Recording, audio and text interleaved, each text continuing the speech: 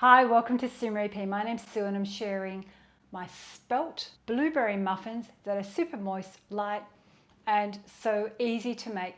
I've been practicing so many different recipes and different variations of blueberry muffins and I've finally perfected it. So if you'd like to see how I make my blueberry muffins, come with me and let's see. So step one for our blueberry muffins, grab a large bowl and a whisk. And I'm going to do two types of spelt flour today. I've got whole grain spelt flour and white spelt flour. I wanted to try and make them slightly healthier, so I added the whole grain flour. And in here I've got 1/8 of a teaspoon of salt, which is optional, half a teaspoon of bicarb soda or baking soda, half a teaspoon of baking powder, and 1 teaspoon of cinnamon. I love cinnamon in my muffins, but it's optional. So just whisk that. And then I like adding light brown sugar. So in here I've got, how much have I got? So just double check, that was 85 grams or half a loose cup. I find the brown sugar or the light brown sugar just adds a little bit of extra softness and moisture to the spelt flour. So just pop that to one side. So I like to mix this in a jug. I've got 1 large egg, which I'll crack into this jug.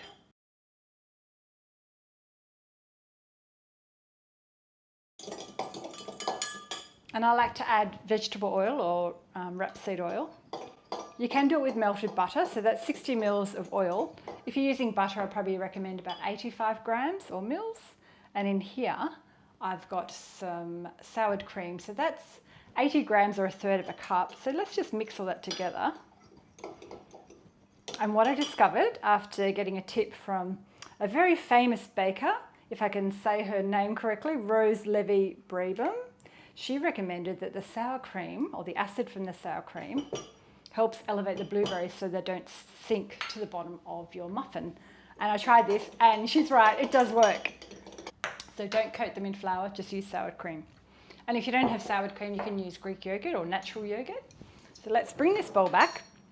And optional, but a little bit of lemon zest tastes delicious with the blueberries. So I'm just going to grate in probably half of this lemon. And if you didn't have a lemon in the house, just leave that out and they'll still taste great. And if you really didn't want to bother with light brown sugar, if you only have white sugar in the house, still go ahead and make them. They'll still taste great too.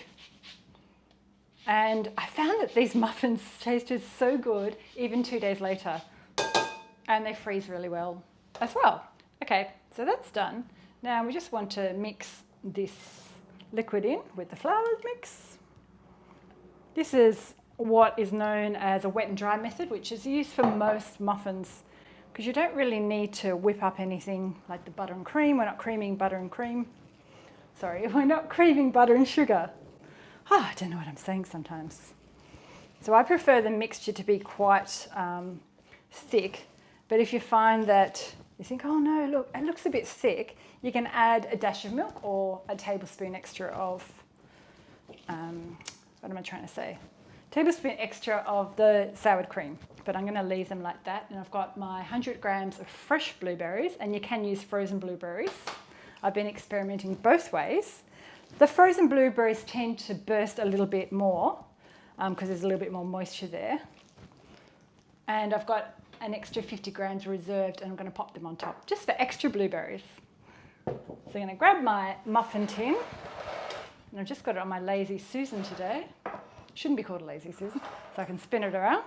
Now this recipe makes about 6 large muffins or 8 smaller muffins. So I'm going to do 8 today because I'm going to take them to a friend's house tomorrow and they've got children.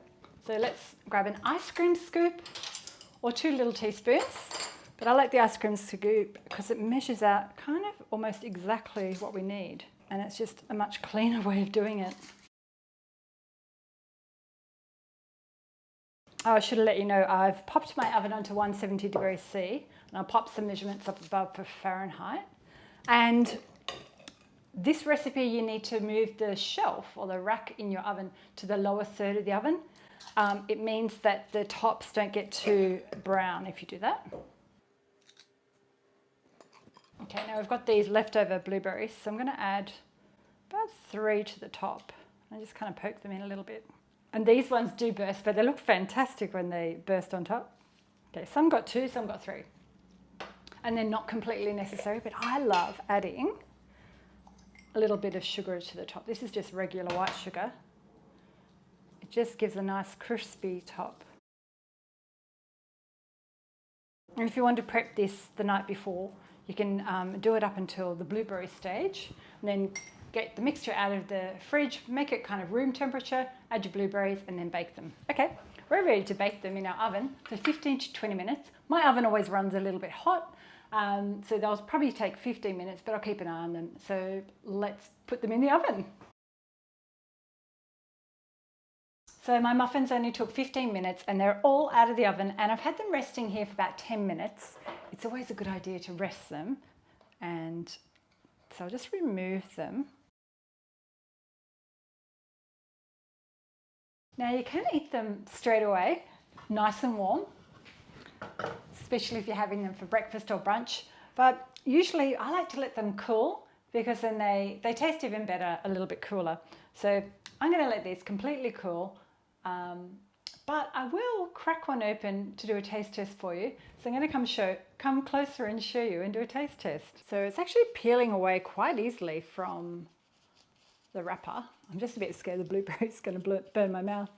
So I've got this gorgeous crunchy top, and it's really light and fluffy in the middle. Let me just use that knife. So check that out. Look how moist that is. Let me just try and bite into it.